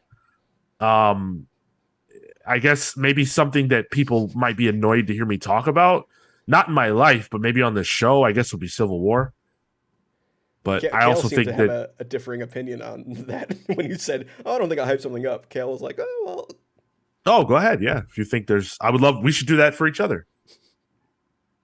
No. Maybe I read into it. No, I don't think it was. Yeah, I think I had a thought about something Sean said before that. And I was reacting to that. I guess mine. I don't think mine is I'm never gonna read that. But I think the one that I don't want to touch is Grant Morrison's Invisibles. Oh, interesting. There are a lot of people that, especially around the time that I started going to comic book school, that were like, "Oh, the Invisibles will change your life. It'll change the way everybody." And I said, "You know what? I don't actually need that right now. I don't need my life changed." That's right. And and now I'm a bit like, maybe I could do it. As far as what do I pimp out? I don't know. I don't know if I talk about things enough. There's nothing you've annoyed me with. Yeah. I'll say that. But I would say you talked a lot about Black Hammer over the years. Yeah, not to the point Black of annoyance. Hammer, but maybe Usagi, maybe.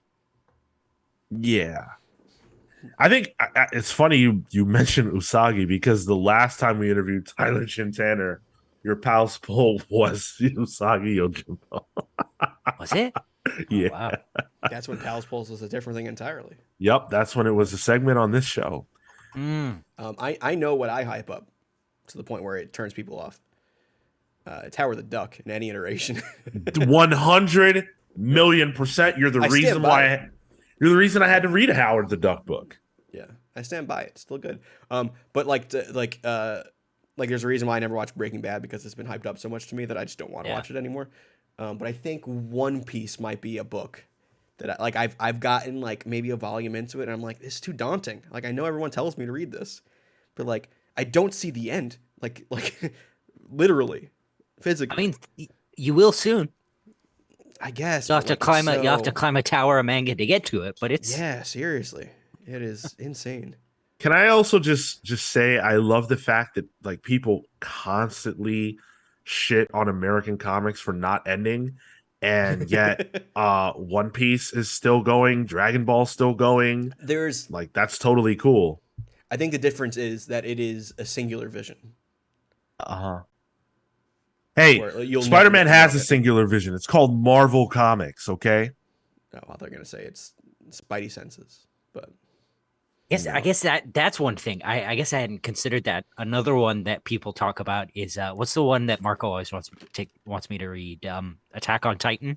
Mm, yeah. AOT Yeah, that yeah, is that's the one that I'm apparently just like, anti-Semitic, yeah, which I was like, I'm oh not boy. touching that. Yeah. I'm curious about what you guys listening what your picks would be because I feel like everybody's got one. Everybody's got a book that they just don't want to read because people talk about it too much. It's So anyone whose favorite book is Spawn. That's the book they push too much on people. yeah. Well, no, not I just even. needed, I love Spawn. I needed to say Spawn so I can add it as a hashtag into the video. SEO. That's funny. You know, We can gotta use drop it the as a Spawn in there thumbnail. somewhere. We could also just review the books, but that's I do okay. want to review that Mike Del Mundo one coming out. So Yeah, and we will. We will. That's our gateway back to Spawn. there we go. Speaking of reviews, our Black Adam review is out now, and a lot of people are reviewing it, of course, because the movie has officially dropped. 15 years worth of development. It has dropped, and it's doing okay. It's doing okay at the box office right now. It started off with 14 million when it first released internationally. It's probably gonna. I mean, it's going to win the weekend. Like it'd be weird if it didn't. Uh, as of Friday afternoon, it was projected to make $25 million on Friday. And as of now, it looks like it will end up with an opening of about $60 to $62 million. Global. So An opening or Friday? opening, an overall weekend Yeah. of Okay. 60 to 62. And weekend good. now is Thursday to Sunday, right? Yes, that includes the Thursday preview night. The weekend is half a week. Got it. Mm-hmm. Yeah. So Is that's good? 60 million? That's good. That's modest for a superhero film. I think for an unproven project, it's pretty good because like comparatively, I have the data for Hobbs and Shaw, which opened to 60 million. So that's Hobbs and Shaw was a spinoff. That's pretty solid. Of a This is actually very the biggest lucrative opening. property too. Yeah. This is the biggest opening of The Rock's career where he was the main actor in the movie, like the main star. Man, if Jungle Cruise didn't release during a pandemic, I love that movie. It's a great rock movie. That probably would have hit. You really think it would have hit? No, it's just me. Yeah, I exactly. don't have my Disney adult shirt nearby, so This movie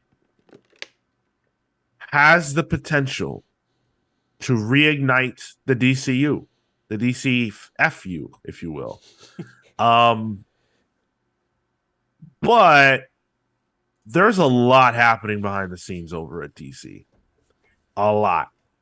And we're going to talk about all that right now because DC's blowing up.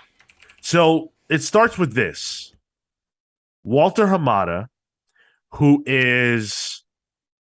he's been the president over at DC Warner Brothers for a while. But he's stepping down. He has stepped down. I think it's official at this point. He didn't even go to the yeah, I believe it was official by at least early Friday. Yeah. He didn't even go to the premiere of Black Adam. Damn. Yeah. So Walter Hamada is ending his run over there. And now what has happened, remarkably, is there's a power grab happening at DC Films. This is all based on a what I thought was a fantastic report from the Hollywood Reporter by Boris Kitt, who does a lot of great work over there. And I'm going to break down what's happening, and then we'll dive into the pieces because there are a lot of names involved and a lot of characters involved. What we have to understand when we're talking about DC films in particular, Marvel less so because Marvel really feels cohesive. Everybody answers to Kevin Feige. You don't really get to like go and pick Marvel apart for what you want to do. That doesn't really get to happen. But at DC, especially without Walter Hamada anymore, it's a different story. So let's start with Black Adam because The Rock is the guy behind that one, and it just came out. The Rock, Dwayne Johnson, has an idea of what he wants the DC universe to look like. I don't remember if we talked about this last week, but there were even talks about him becoming president of DC post Walter Hamada. That's nuts. That's not going to be happening. But he has been obviously an advocate of bringing Henry Cavill back for future projects. They want to do like, Batman versus Black Adam versus Superman. Yeah, that Black Adam versus Superman, exactly. We already did Batman versus Superman, and that shit. Yeah, that happened. But he wants Black Adam to be highly prominent. He wants the return of Superman, and he wants these characters to interact. So that's what the Rock's angle of it is. And he talked this week about how like it's been impossible to get, with the old regime to get conversations going about Henry Cavill, and like that's all he wanted, and yada yada yada, right? And all these potential plans for the future. This week we learned from reports that have come out, including the report from the Hollywood Reporter, that is expected that a Man of Steel 2 is going to be made. Okay, that's cool. How does that jive with the fact that do they have Henry Cavill locked in? What about J.J. Abrams? J.J. Abrams is making they signed Bad Robot. Bad Robot is on the payroll to produce and direct, to some degree, I would imagine, some amount of DC films. One of those being a Superman project. Was that the Black Superman one? I forget. I think it was the Black Superman one. So Walter Hamada, one of his projects, he didn't want Henry Cavill back as Superman. Walter Hamada clearly has an axe to grind with Zack Snyder and everything that Zack Snyder touched. So if you notice, the only character, not even the Flash, not even with everything Ezra Miller has done, the only character that DC has had on ice is Superman. Think about it. Which is wild because Henry Cavill is the least of the problems with. Yes, I agree. Man of Steel and the Zack Snyder verse, like with right, like less so. controversial than Batman. Yeah, he seems like this dude's just building PCs at home. Like he is a chill guy. Yeah, and he's he's a good Superman. Like agreed. Yeah, and yet they don't want him. What's the only solo hero movie that Zack Snyder directed? Man of Steel. Sure. Yeah. So Hamada, no interest in anything Superman except for the Black Superman. That was a project that he was very invested in. And again, that was going to be written by Ta-Nehisi Coates. The funny thing is that all that stuff has kind of stalled. We haven't really heard much about any of that. Yeah, I think especially after the Discovery buyout, things have gotten radio silent across the board. This is the first major non-Ezra news that we've had for the DCEU, is the way I like to say it, not SU, but ew. That of potential forward momentum of where we're going. Right. And by the way, with the Superman stuff, that's so J.J. Abrams attached, Ta-Nehisi Coates writing, and by the way, J.J. attached as a producer, not the director. Which is probably means he just has his name on it. Like, honestly, yeah. Juxtaposed with an entirely different project by Michael B. Jordan. That's also a black Superman. That's I forgot right. those were Yeah, separate. yeah. Okay. Yeah. And I believe his was based on for not to be disparaging, but Obama Superman from Earth 2 or whatever. Yeah. Yeah. President Superman. Obama. Oh my god. I don't have the sound. But, allegedly that's still happening, but again, radio silence as we discussed. Meanwhile, The Flash 2 already written. man, they were quick to that one. That's what Hollywood Reporter is saying, and that Warner Brothers Discovery, their biggest focus is on bringing these A-list characters to the screen with the quickness to get back on the horse, start producing these films. So right from Flash 1 to Flash 2, don't even know who's going to be playing that character because it can't be Ezra Miller. It can't. Oh, it'll be. Let alone in the movie they've already made. Right, like this conversation about replacing him in the movie they already made, and you're writing the script for the second one. Yep, that's unreal. You just got to say, "Oh, I'm so sorry," and then they'll be like, "All right, Ezra, it's fine. We can do another Flash." I read that Ezra is facing like 26 years for everything he's done. It depends on what they've done. Everything they've done. Yeah, they pled not guilty, but listen, I don't know. Yeah, rich white person in Hollywood. Yeah, he'll be all right. Wouldn't be the first one in prison though. Make a comeback. Sure. Do you think the Flash will then have to figure out who framed Ezra to get them out of prison, and that'll be the third movie? Then we can shift to an entirely different person because James Gunn. This is the part I'm excited projects. For. Yeah, this is the part that I'm excited for. So, James Gunn is allegedly working on a secret DC project. That's obviously not Peacemaker, but we are still getting second season of that.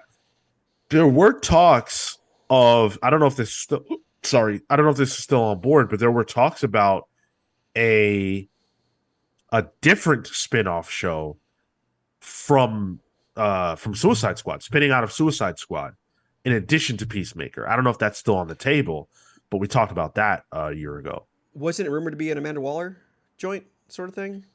Vehicle? Yes. There were rumors, but we don't know for sure. Yeah.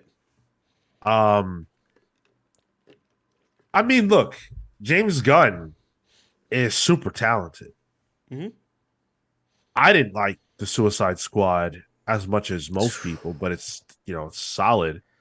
But if he's got something on lock, like if there's a project that he's working on, I mean, it's hard not to get excited, at least to some degree.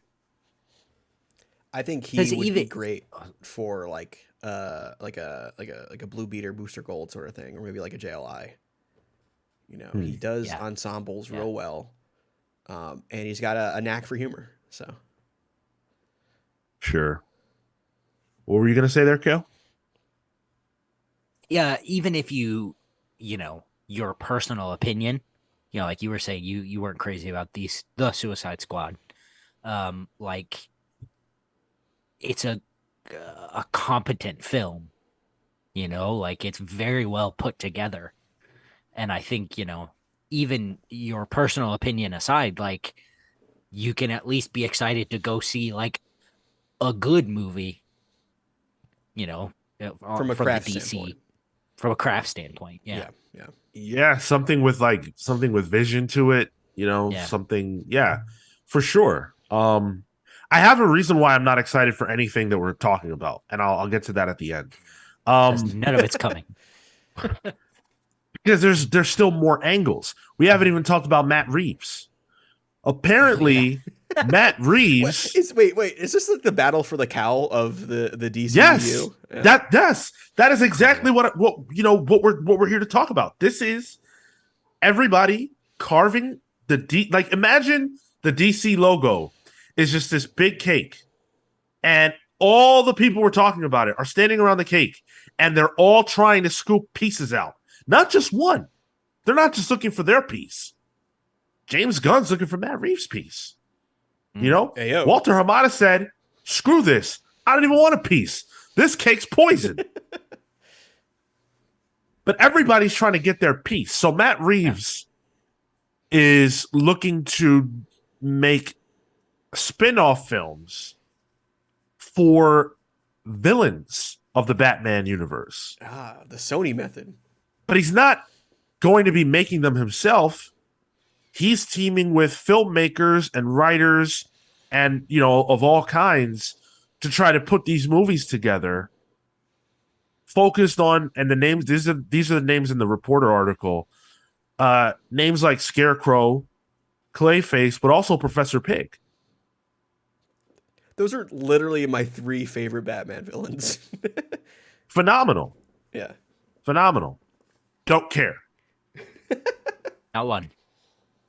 Here's another point of discord. I told you Dwayne Johnson was told no about Henry Cavill 50 million times. This man went around Hamada and went to the executive end and spoke to two of the major executives over at DC about trying to bring Henry Cavill back. And, tying into the Man of Steel 2 announcement, according to this article, they said yes for a future project. That's such a badass move. That's a bad move. You think so? I mean, look, Hamada's gone, so it doesn't affect The Rock, but no organization should work that way. This is pure carny wrestling kind of maneuvers here. This is something he learned on the circuit. 100 million %. Yeah. The Rock had the ability to go to McMahon. Didn't matter what any other producer, Joe Schmo, said. Yep. The Rock could go to McMahon. Absolutely. And in this case, The Rock went to Warner Brothers Pictures executives, Michael DeLuca and Pam Abdi, and spoke to them, and, he got the green light there.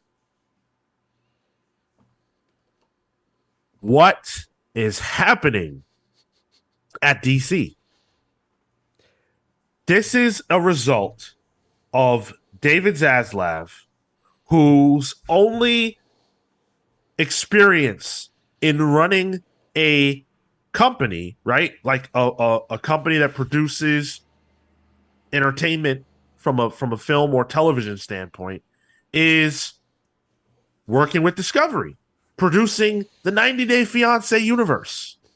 Fantastic universe. He doesn't know much about the DC universe. He doesn't know what films or characters should be prioritized over others.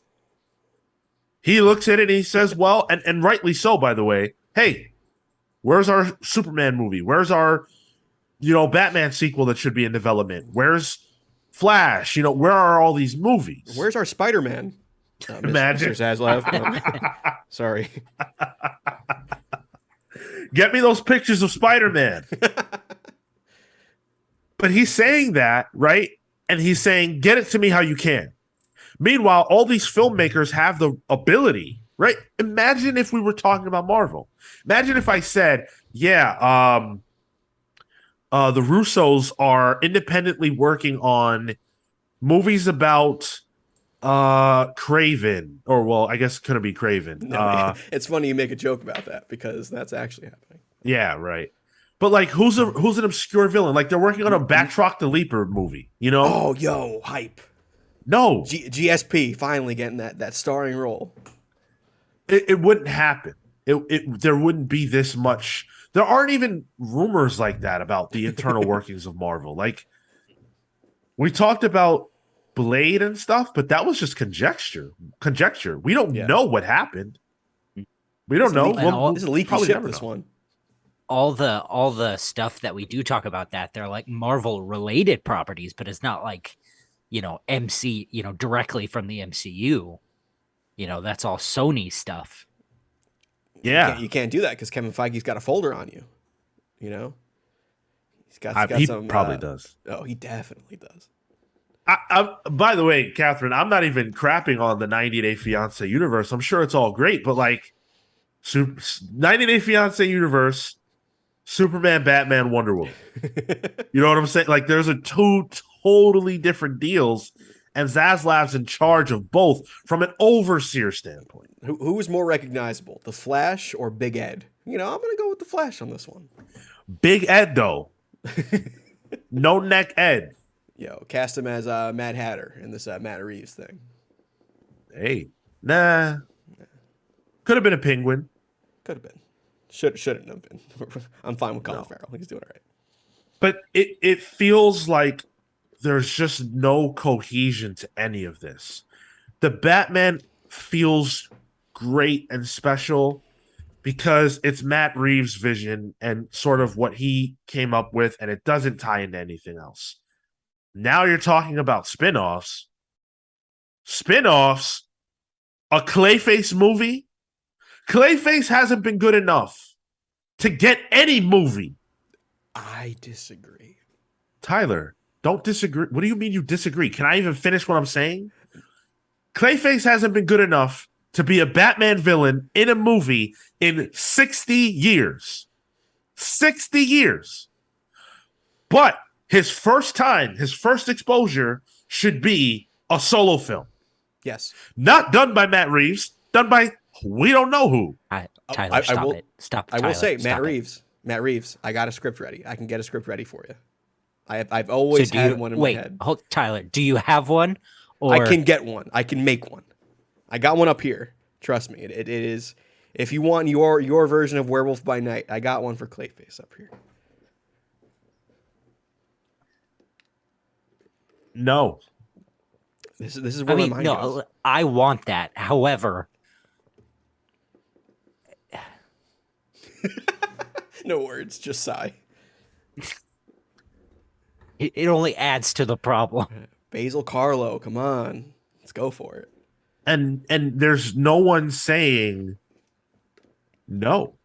There's no one saying, "Hey, what are we doing here? What does our universe look like? What are the rules?" Because if Matt Reeves has a corner, that's a Batman corner, right? Where he's making movies centered around the villains with other screenwriters. And then there's another corner with Joker.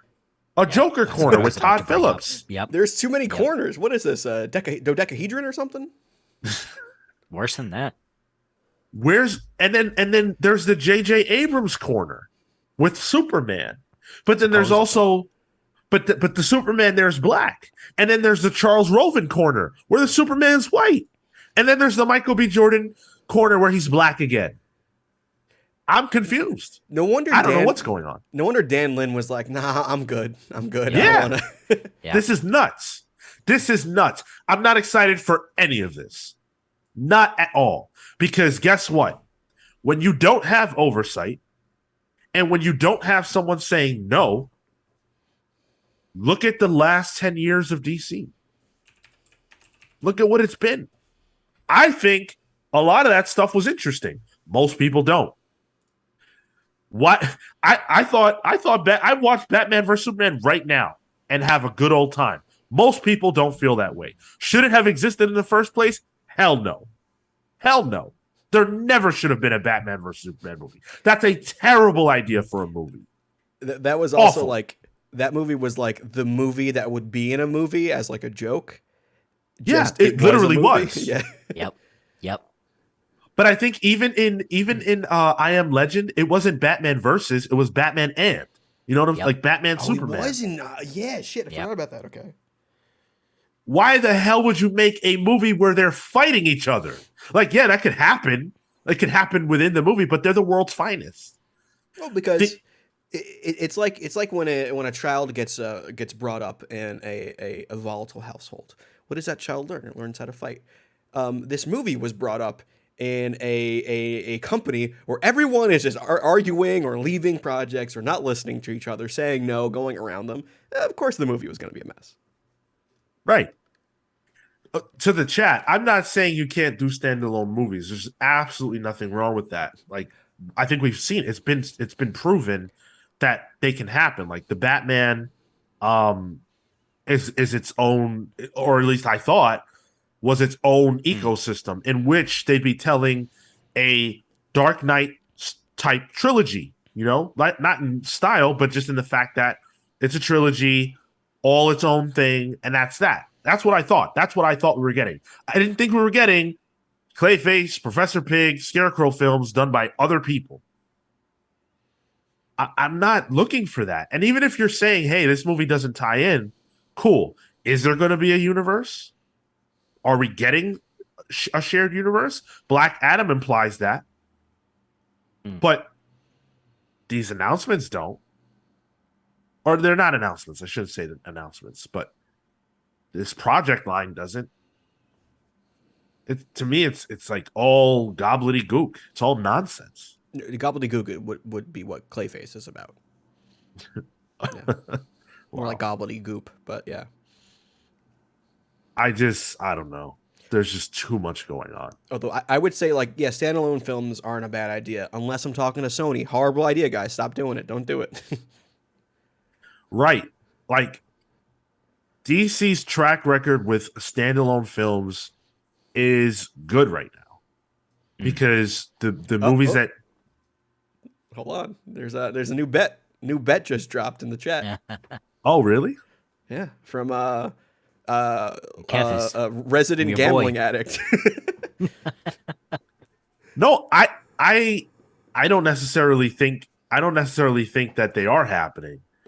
But the fact that all of this conversation is taking place is already bad. Because again, there's no cohesion. If you're going to say we're going to make standalone films and we're going to have a universe, that's totally acceptable. Do what you want. But do it in a way where people understand what's happening and do it in a way where behind the scenes, there's somebody controlling this. Someone has to be controlling this. How much of this do you think is normal sort of Hollywood bullshit? You know, stuff gets optioned, you know, in the script development side, but never moves forward. Somebody buys an idea and it never moves forward, but it's just like magnified because the superhero stuff is so in, you know? I think it's a little bit of that being magnified, but also because you have that foil that is the MCU and what they're doing. Yeah. And so it's you can't help but draw comparisons. When honestly the MCU is kind of a fluke, really. Like I don't like even Star Wars, which was around longer in terms of film with Lucasfilm, can't even manage to do that correctly. I don't see anything ever matching the MCU. This is why I don't understand people who say this isn't a quality conversation. Of course it's a quality conversation. The last 3 Star Wars movies they put out, well, the last 3 core episode movies they put out didn't hit.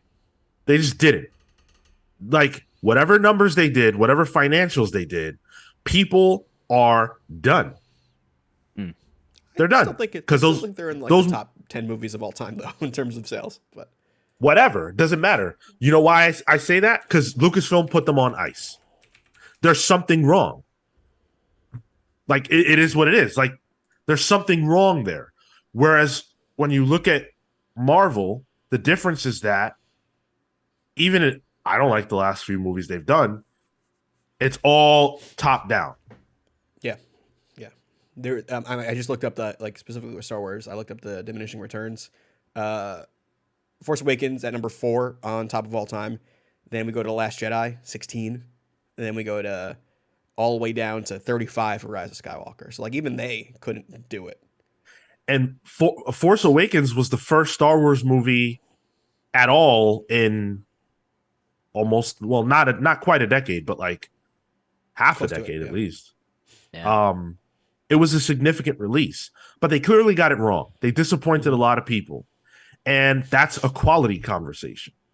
You know, if you told me, hey, all the movies, if we could look into the future, right? If I had a crystal ball and you could say every single movie on this list that I just discussed is coming out, but every single one of them will be good, I would say, okay, bring it on. Why wouldn't I say that? The reason why I'm ranting is because I know that's not what's going to happen, because I don't trust them. And again, this is happening because there's a vacuum. There's not a leader. This is what happens when there's not a leader. I can't see anyone even really wanting to have to be the one to wrangle all this. Yeah, this Especially is nuts. when the company is Discovery, who wants to cut corners for profit at every single opportunity they get. I can't imagine someone saying, all right, this is worth my time and the money they're paying me. I don't see it happening with this leadership. And also worth pointing out, not necessarily my cross to bear per se, but worth pointing out that all the movies we're talking about, they don't include Batgirl, you know, a woman who we were just about to get that debut cut. You know, that's not in the conversation. We're not talking about a Supergirl movie anymore, which we were talking about before. We're not talking about a Nightwing movie. Not that I necessarily want that, but I think that could be pretty cool under the right circumstances. Not talking about it. We're not talking about any characters who maybe should have a shot. We're not talking about anything like that. We're talking about the same characters we've already seen, except in the case of Matt Reeves, who wants to make movies about Professor Pig. It's funny, it's 2022 and we're still thinking about, well, when's this new Superman movie going to be made? All that's supposed to be on a conveyor belt. You know what I'm saying? Like, not creatively, but timeline wise, this is what we're doing. This is the plan for Superman. How do you not have a plan for Superman? What kind of company is this? You don't have a plan for a 5 most recognizable character in the history of humanity. Oh, okay. But I'm supposed to get excited about Professor Pig. Got it. Shambles. DC Films is in shambles. They need a leader. Someone has to step up and wrangle this. And maybe some of these people that I've mentioned won't be happy. Like maybe James Gunn, and again, I don't know what the project is. I'm sure it'll be great. But maybe James Gunn shouldn't have pick of the litter. Maybe that's not the right way forward. Maybe there should be a plan for those characters that you can fit Gunn's vision into, but that should be a part of the plan. Or maybe the plan is let James Gunn do what he wants. As long as there's a plan, that's fine. But there is none. And that's the issue. Real quick, what do you guys think? What do you guys think are the odds of these projects coming to fruition? And B, what do you guys think DC has to do to solve the problem if you see this as a problem? The only thing, I mean, yeah, it's a problem. How they fix it, I have no fucking clue. They apparently have no clue either. It's just so entrenched in a mess that I don't know how they fix it. But out of all these projects, I do think we get Man of Steel 2. I think that the fan outcry for it has been persistent, and you have someone like The Rock kind of gunning for it. And it's hard to say no to The Rock because he's intimidating. I gotta imagine that's how he got past the suits in the first place, right? He's The Rock, you know. What are you gonna say no to The Rock? No, I'll go with someone else besides you. Especially with Black Adam, like even if it takes 15 years, I feel like The Rock, if he wants something done, it's gonna happen. That's his career, really. Whether or not he has the know-how to be the Feige of the DCEU, I don't know. But Hell no. he doesn't have the CV for it. That's for sure. But sometimes it's about drive. It's about power. And the Rock stays hungry and he devours, and maybe that's what he'll do with DC going forward. I don't know. I do see Man of Steel 2 happening. When? Who fucking knows? But yeah, I don't know. I sort of think they should just abandon the universe. I mean, we've said this for a while now. Forget it. Stop making the comparison. do you think they should Make it forget up. it and then just do solo stuff? Like Joker was successful, Batman was successful. I mean, that would at least take the pressure off, right? Like, Sure. if they emphasize like listen, if they were honest about the fact that listen, we can't compete with that. We can't. We have these heroes and we don't have a track record of doing that and doing it well. We can't, have these movies instead. Good luck telling that to shareholders, though. Like That's the thing. yep, That's the thing. shareholders see I the mean- MCU, they see the massive money, I guess giant that the MCU is, and that's what they're going to want no matter what. But I mean, but you also, at some point, somebody's got to put their foot down and say, this is a mess. Like nobody, the shareholders can't dictate what's happening because it's not working. When- Somebody's got to say, listen, respectfully, y'all ain't got it. can't and shouldn't are different words here, though. Like That's why I'm not in charge of the DCEU Yeah. because I'll say F you to the shareholders. And they'll say F you right back, and they won't Yep. have any money. That's right. I've always said start with the Justice League and work your way out. honestly, start with the JSA at this point, but Well, listen, that's not unreasonable either. yeah. I think that I don't know. In my mind, No. a filmmaker driven shared universe or situation where filmmakers are carving out their space sounds like a disaster, because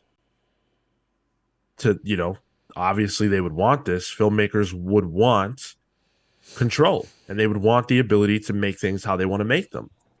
And even if it's not a shared universe necessarily, you might not want certain things to happen with certain characters, or for this character to appear in this movie for a million different reasons that don't have anything to do with a shared universe. So I think somebody has to step up and figure out this mess. It ain't gonna be me. It They could don't be pay me me if enough. you let me do that Clayface movie. It could be me. Oh man, imagine Listen, I'll- Tyler's vision for the MCU or DCU. I'll do it without the Clayface movie. Damn it. I've been outbid. Yeah, so let us know your thoughts at home about what's going on with the DCFU. It's a garbage fire, but I do think that there's a possibility for things to go well. We just need some leadership, and hey, on the other hand of what I just said, this is a very talented group of people. So, while I'm getting Cabal vibes, Marvel Cabal vibes from before Kevin Feige almost actually left Marvel because there were just too many cooks in the kitchen. Oh, I was thinking comic book Cabal with Norman with the cornrows. That's where my head went. Well, that's how I got the probably- name. I guess so, Probably yeah. not that different. Oh, hey, Shenron. Oh, Shinron, here to make our wish. Don't worry, the Flash movie will be there to solve the problem. Yeah, don't worry, darling. Flash is there. I can't wait to see that movie. You know why? Not because of Ezra Miller, but because Of course not. within the context of everything that's happening, in the wider, like behind the scenes DC stuff. This movie doesn't even make any damn sense. Like, I can't wait to see how they make it make sense. It's a train wreck. Yeah. And we keep forgetting Michael Keaton's coming back as Batman in that. Like, that is just lost in the sauce now. And I feel so bad for him with Batgirl being demolished. He said this week, he said that somebody asked him about Batgirl, and he said, yeah, it was canceled. It was a good business decision, I guess. Hey, at least he's taking it in stride. Yeah. Are there any projects that we've discussed here that you're excited about? Like, Clayface. are you a listener? He Oh, doesn't you're even asking the listen to his. listeners. Okay. He's not even asking. He's not even listening to our own conversation. Nope. All Clayface up here, buddy. Oh, Full man. mush. Wow. Yeah. And by the way, and that's just the ADHD. Oh, thanks for reminding me. a reminder that A Wave Blue World is putting out Mezzo 2 on November 2nd. Thanks to Tyler Chin Tanner for joining us. We had a great conversation. Go check that stuff out at A Wave Blue World or AWBW.com for all their great comics. Support good comics. Before we go, I do want to let you guys know how you can support us. Support good podcasts. I think this is a good podcast. You can do so at Jesus, Sean. What's that, Tyler? I said I would hope so. Listen, dude, I was watching old stuff recently, and I was like, man, we're doing a lot better. We've improved, at least to me. Let us know that you think we've improved. Show your support by reaching out to us at patreon.com/thecomicspals, where for as little as $3 a month, you can support us. Show us that you think we do a good show and get a lot of really cool stuff out of it, too. We dropped our most recent episode of Palling Around, which is the show where we just shoot the breeze about whatever it is that we feel like talking about. This week, we talked about music and its influence on our lives and, all that kind of cool music stuff. We have a deep dive conversation about music. So go on over and check that out. A lot of cool stuff over there. Also, for patrons, we're doing a watch along. We're going to be watching Blade together. Oh, yeah. Yeah, so that's going to be happening next Sunday on the 29th, so October 29th. If you are a patron, you can come hang out with us over there, and we'll watch Blade, watch a little spooky movie together. Isn't it? Or not the October 29th, the 30th. 30th. Okay. Yeah. I thought I was going crazy. October 30th. So that'll be so much fun. Watch this show live at twitch.tv/thecomicspals every single Saturday at 10:15 a.m. Eastern. Next week, we will have Al Ewing on the show. So that promises to be a great time. Send in your questions for Al Ewing all over the place at thecomicspals@gmail.com, on Discord, join our Discord, on social media, in the comments section of this, whether you're watching it on video, whether you're listening to it on podcast platforms, wherever it is, leave us a comment with your questions for Al. Pals Pulls on Thursdays at 6 p.m. Eastern. Let's get into our plugs. Kale. Thank you so much for listening to this episode of the Comics Pals. You can find me on Twitter and Instagram at TotoInto. That's TOTOINTOW. You can find my work at kaleward.com. That's CALEWARD.com. Don't forget to go pick up Adam Volume 1, The Beginning, from Titan Comics. I lettered it. And if you want to see the next thing I lettered, you can pick up Kamen Rider Kuga, November 22nd. Nice. Cool. Tyler? You can follow me at the Tyler Olson on Instagram and Twitter. Or you can't play with me, but I've been playing a lot of Marvel Snap lately. So if you want to show me your decks, if you want to send me some deck pics, Your what? deck pics, pictures of your deck on Marvel Snap, feel free. There's no playing with friends yet. Apparently that's coming in a later patch, so it's just randos right now. But I'm curious what kind of deck you're running. I'm running a good Heimdall deck and an Apocalypse deck that I'm having fun with. So good stuff. Are these builds that you've created yourself or stuff you Yeah. Okay, cool. Nice. As for me, you can find me on Twitter and Instagram only at Sean Soapbox. I am only looking forward to two things right now. One of them is God of War 2, God of War Ragnarok. Yep. And the other is the sweet release of the Eternal Slumber. Playing God of War until completion without stopping will probably lead to that sleep. So these are the last days. Thank you guys so much for listening. For Tyler and Kale, I'm Sean saying take care, guys. We'll see you next week without you. See you next week.